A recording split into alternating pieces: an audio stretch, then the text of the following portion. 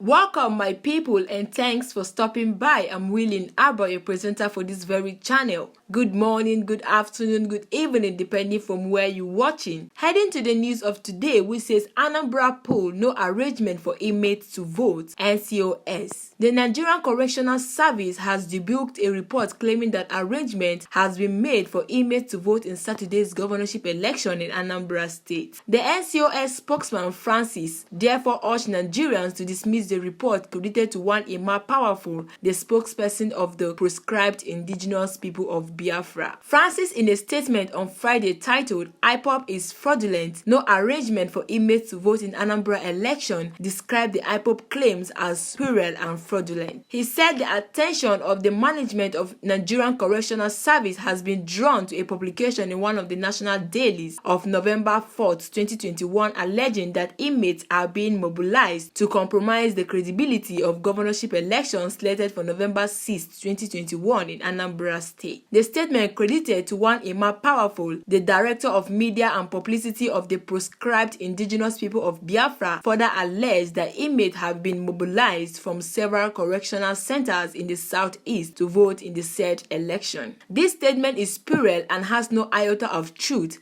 It is insane and probably would have been ignored, but for the time of the release and diabolical intention, I deemed it necessary to respond and state that there is no such plan to mobilize inmates or any group of persons by the service to vote in the election or indeed any election. The publication is yet another ignoble act of IPOB claims designed to create disaffection and chaos among the people. The service noted, saying it is fact that only the Independent National Electoral Commission handles the electoral process in the country. The NCOS explained that it has no part to play in the election besides providing personnel in the joint security set up to secure polling booths and election materials, including law-abiding citizens, before, during, and after election. Alright, my people, this is about the election that is holding today at Anambra State. The National Electoral Commission services are now saying that they did not talk about bringing any inmates or Fulani from any place to come and vote in the Anambra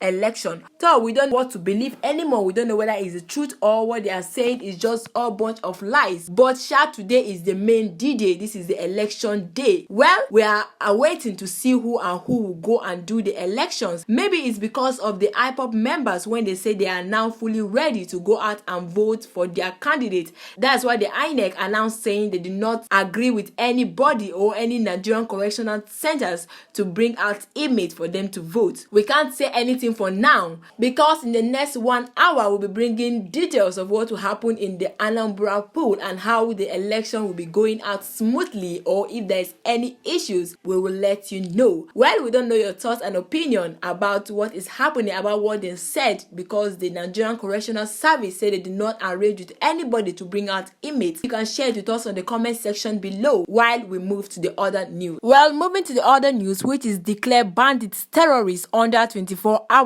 Reps tell Buhari again.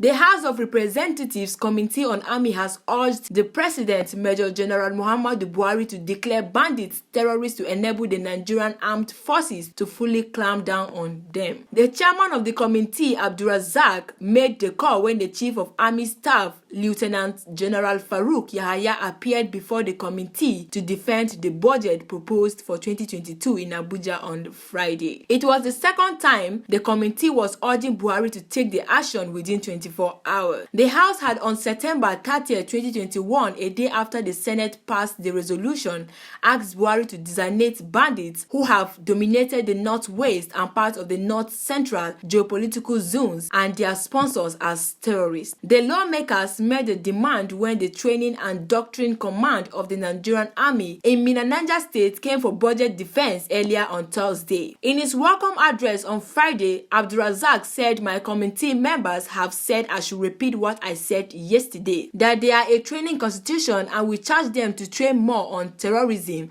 and banditry because these are actually challenging issues." That was the main reason why in the National Assembly, both the House and the Senate have passed a resolution urging the President to also designate bandits as terrorists so as it can enable the army to enable the challenge headlong. We know at the moment that there are technical challenges with using our equipment suspend because of certain conditions. At least we urge the president to please help sign this, because right now the activities of bandits are getting even more sophisticated, more than even what is happening in the northeast. Abdulrazak also observed that the morale of officers and men of the Nigerian army was low in terms of accommodation, noting that they would be the best if they were psychologically stable. It is our hope that the Armed Forces Fund bill currently awaiting concurrence at the Senate, when passed and ascended to by the president, will help tackle some of these major challenges, he said. Speaking to journalists after the closed-door session, Abdulrazak criticized the amount allocated to the Nigerian Army in the 2022 appropriation bill for capital expenditure as inadequate. He said in 2021 the capital expenditure was 29 billion. Today in 2022 it is 28 billion. So instead of moving up, it is going down. Actually, the money is very small. There is a need for us to sit down and see how we can help the army move forward. Agreed, we have done enough in the supplementary budget, but the capital component of it for the whole 2022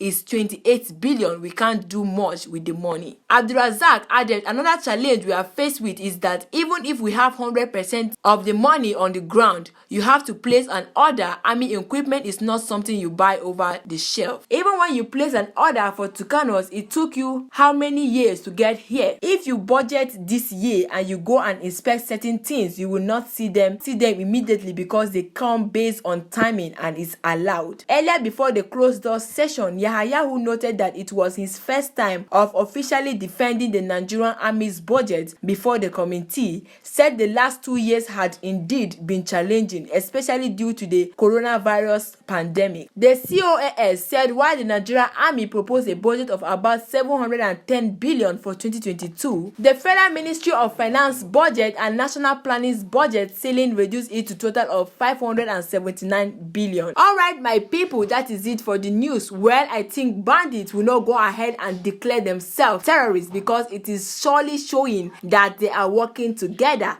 they are working hand to hand, and he is behind them. I don't think if he is not behind them, or they are not working together, or it's not because they are his people, he would have declared them terrorists since, because even the IPOP members that are just coming of recent, they are already declared a terrorist group. Then how on earth would those that have been killing? Well, we don't know what is really wrong in this country of ours, because it seems the government or the politicians themselves are behind things that are happening in this country. Well, we don't know your thoughts and opinion. We would love you to share it with us at the comment section below. In case you haven't subscribed, we would love you to do so. Please click on the subscribe button below, so that whenever we drop our content, you will be the first person to get notified. Thanks for staying tuned to this very last moment, and God bless you.